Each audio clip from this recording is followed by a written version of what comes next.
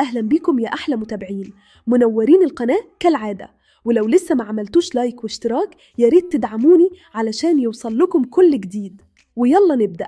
في نوع من الأفلام بيخليك طول الوقت متأهبة، حاسة إن في كارثة جاية من ورا الباب بس مش عارفة إمتى ولا إزاي.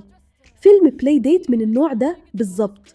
بيبدأ كأنه يوم عادي، زيارة بسيطة بين عيلتين، لعب أطفال وكله تمام. لكن مع أول دقيقة تحسي إن الهدوء ده مش حقيقي. الهدوء ده مريب، كل شخصية بتظهر كأنها شايلة سر، وكل موقف بسيط يتقلب لحاجة أكبر منه.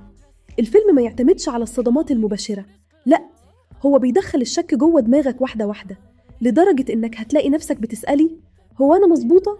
ولا دماغي اللي بدأت تشك؟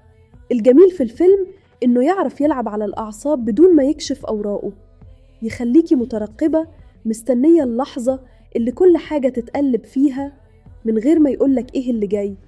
بلاي ديت هو فيلم يخليكي تشوفي الرعب في التفاصيل الصغيرة، مش في الأشياء الكبيرة. تقييمي للفيلم 6.5 من 10. فيلم مناسب للي يحبوا القصص اللي تعتمد على التوتر النفسي والشك، مع أكشن خفيف بس بجرعة غموض تخليكي طول الوقت على أعصابك.